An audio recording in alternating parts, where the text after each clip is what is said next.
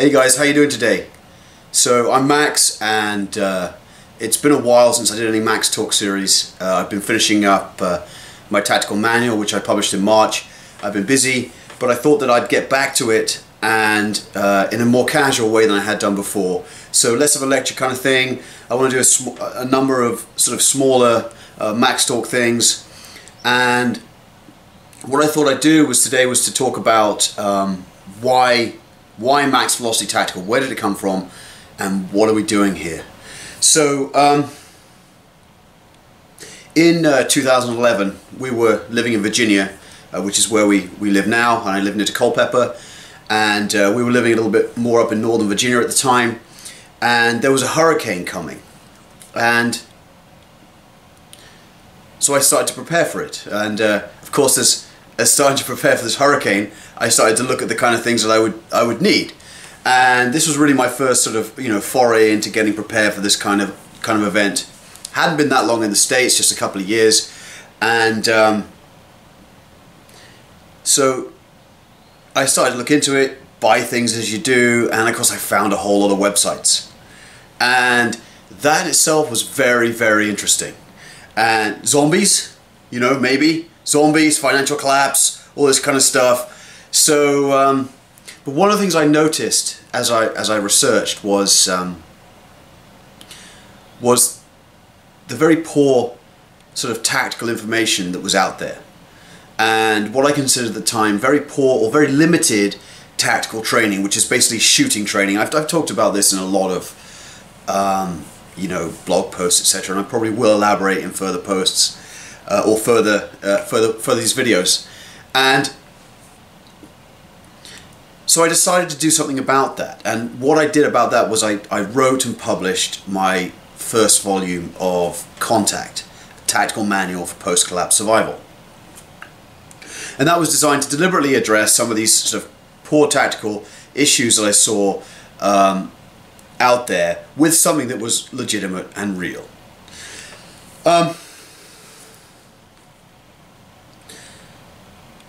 So my background, I used to be in the British Army. I served with the British Special Operations Forces. I was enlisted and commissioned in the Parachute Regiment. I served a number of years, a number of deployments. I spent sort of a couple of years as a recruit training instructor at the Para Depot. So I got a background doing this kind of thing. I'm qualified, experienced, and I also spent 5 years as a paramilitary contractor in both Iraq, 3 years-ish, and Afghanistan a couple of years, and working for the British government down in Helmand. And so I got a lot of relevant experience. And so I wrote this book. And my wife, she said to me, if you're going to have a book and you're going to promote a book, then you kind of need a website. So I started up a very basic website at the time, and of course on the website I talked about training. And the issue was that I didn't really have a way of delivering on that training. I didn't want to become that sort of NRA guy at the local range in one of those bays, telling people how to... I didn't want to do that. I wanted to do real tactical training. And so we decided that we were going to actually invest in a facility, and so we bought the land up in near Romney, West Virginia, which became the VTC, the Velocity Training Center. And we've had that running for 5 years now, and it has been a huge investment of sort of blood, sweat, time, tears, treasure. It's gone far beyond where I initially visualized what we would be doing, but we've been offering these classes 4 or 5 years now. And you could say, well, so I had a background in kind of looking at it in terms of a sort of a prepping perspective, and that's good for some people, it's not good for others. I like to be prepared. I think it's all about the warrior mindset. I don't go for the whole doomsday prepper thing. It's a little bit goofy, but I think as part of your whole holistic training, knowledge, and experience, you should be able to do these things. And so you can say to yourself, well, why, Max, would you do full-on military-style small unit tactics? Well, it is of course adapted to, you know, a civilian environment and what people actually train with. Although of course, you know, we have since been discovered by US Special Operations Forces, and we have had teams for the last couple of years training at the facility, either using the facility because it provides what it provides, or actually taking some training from us too, so that we get a mix of that. And so that's testimony to what we've achieved at the VTC, and we have by no means, you know, got where I want to be with that facility. The other side of that is, you know, why does anybody need to know this kind of stuff? Well, I believe very strongly in liberty. I believe very strongly in, you know, investing in yourself and being all that you can be. Why does an individual need to know, for example, how to do a squad attack or how to run an ambush, these kind of things? And it's a good question. It's a good question. There's lots of benefits to this. Not only does it prepare you in, you know, if you're a prepper, you know, it prepares you for those kind of potential scenarios. But it's also, how to explain this, when you conduct this training, it's far more than firearms or shooting training on the ranges. We're truly teaching you to shoot, move, and communicate. Not just as a kind of a byline, you know, shoot, move, communicate, but actually properly to shoot, move, and communicate, which involves developing situational awareness in a complex environment, which you provide out on the ranges with the pop-up targets and all that kind of stuff. Obviously in a safe and rehearsed environment, but you're not always going to know where the target's going to come from. And then we have force-on-force training, which of course is completely, you know, unpredictable in terms of what you're going to encounter. So all these things develop those communication skills, teamwork, leadership, situational awareness, and that has benefits for, you know, your day-to-day life. If you're a manager doing this, or you're running a business or whatever, these are all useful skills. So I think that, and this is something I kind of found it hard for people to grasp this one. So when we do the training, you know, you can learn all this firearms and shooting and small unit tactics for the sake of learning it, but you can also conduct it learning it, but also it becomes a vehicle for your personal development.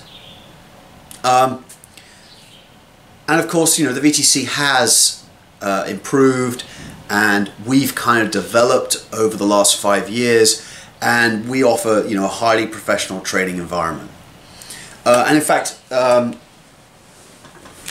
the tactical manual, so I had a little bit of, at the back here, and I'll probably do another talk on the tactical manual itself, but I talked about, I put a little bit in, it's up on the website as well, but I talked a little bit about the warrior mindset.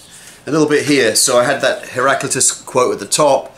So out of every 100 men, 10 shouldn't even be there, 80 are just targets, 9 are the real fighters, and we are lucky to have them, for they make the battle. Ah, but the one is a warrior, and he will bring the others back. So that's that, you know, pretty famous quote by Heraclitus. And I go on to say, this section concerns developing and maintaining the right warrior mindset, and how to action that in your life. Because, you know, we're all protectors. We're all, you know, everything we do in life, whether you don't feel that right now you're in some kind of tactical environment, our job is to protect our family, you know, whatever we hold dear, to defend liberty, etc. And that's what we're about. And you can't do that if you don't have the means. If you don't have the training, the mental means, and, you know, the physical means, and you don't have the warrior mindset.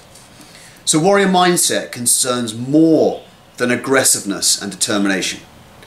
It is about overcoming challenge and adversity. It's about possessing, understanding, and being able to utilize a set of psychological and physical skills that allows someone to be effective, adaptive, and persistent.